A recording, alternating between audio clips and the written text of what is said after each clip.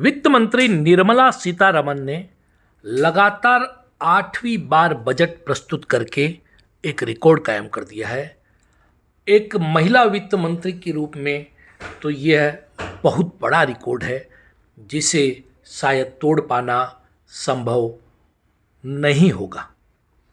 इस बजट में ग्रामीण विकास, कृषि, स्वास्थ्य, शिक्षा और आधारभूत संरचना पर विशेष ध्यान दिया गया है।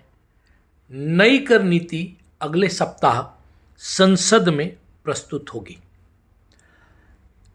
और अगर पूर्वोत्तर के लिए हम इस बजट पर चर्चा करें तो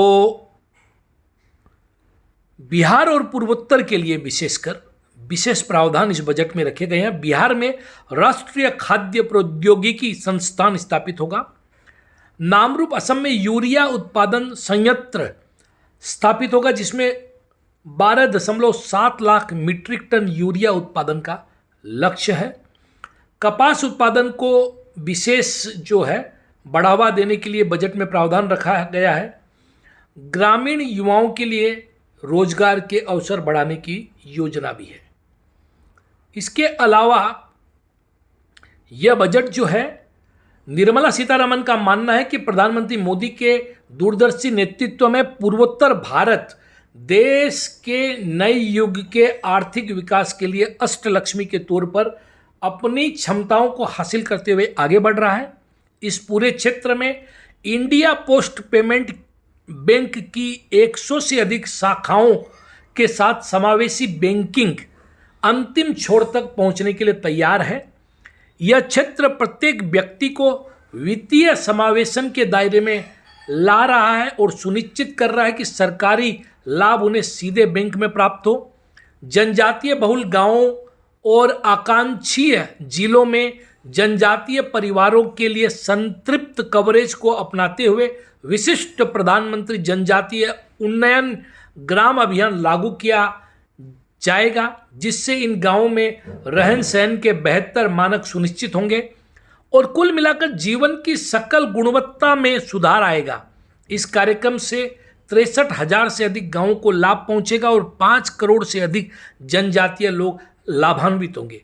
इस प्रकार यह बजट धरती के जो सुपुत्र है या भूमिपुत्र जिनको कहते हैं उनको सशक्त करने के उद्देश्य के साथ ही जीवन स्तर को बेहतर बनाने में मजबूत भूमिका निभा रहा है।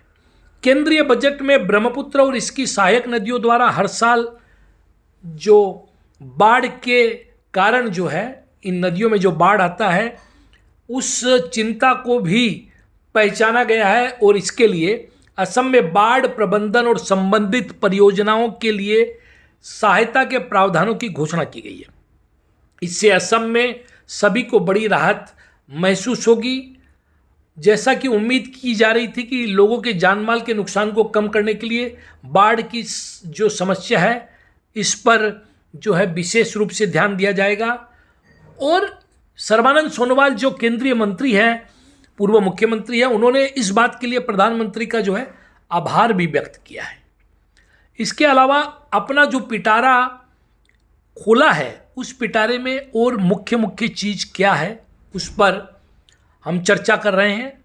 केंद्रीय वित्त मंत्री निर्मला सीतारमण ने आज वित्त वर्ष 2025-26 का पूर्ण बजट जो पेश किया है, इस बजट में मुख्य रूप से मध्यम वर्ग को ध्यान में रखा गया।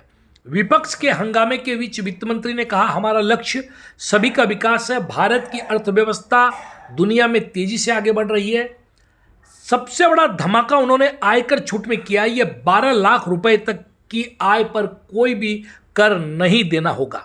2005 में यह सीमा 1 लाख थी, 2025 में 12 लाख तक बढ़ा दी गई है। 2005 में 1 लाख तक कोई आय पर कर नहीं था, 2012 में ये 2 लाख हुई, 2014 में 2.5 लाख हुई, 2019 में 5 लाख, 2023 में 7 लाख और 2025-26 में अब 12 लाख तक की आय पर कोई भी आयकर नहीं देना होगा।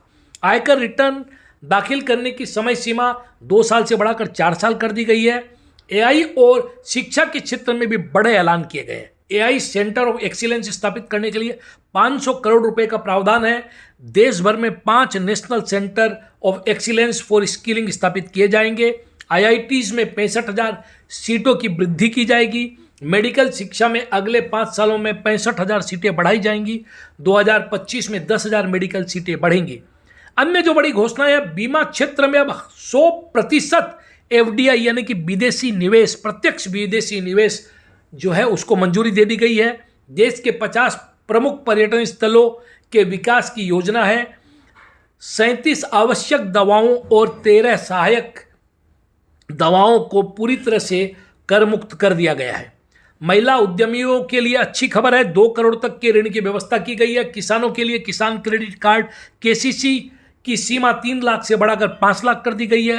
1.7 यानी कि 1.7 करोड़ किसानों को धान्य योजना के तहत लाभ दिया जाएगा। मत्स्य पालन के लिए विशेष आर्थिक क्षेत्र बनाने की भी घोषणा की गई है। शहरों के पुनर्निर्माण के लिए 1 लाख करोड़ का बजट जो है वो प्रस्तुत किया गया है, ऐसा प्रावधान रखा गया है। देश में 120 नए हवाई अड्डे बनाए जाएंगे। बिहार के पटना में ग्रीनफील्ड हवाई अड्डा बनेगा। जल जीवन मिशन की अवधि 2028 तक बढ़ाई गई है। हर जिला अस्पताल में कैंसर सेंटर बनाया जाएगा। 2025 तक 2000 कैंसर केंद्रों का जो है लक्ष्य रखा गया है। निम्न उत्पादन वाले 100 जिलों में उत्पादन क्षमता बढ़ाने की योजना पर बल दिया गया है। तो ये कुछ विशेष जो योजनाएं और विशेष उन्होंने जो अपनी परिकल्पना सामने रखी है, इसका कितना लाभ देश को मिलेगा, यह एक सोचने की बात है। आने वाले समय में देखा जाएगा।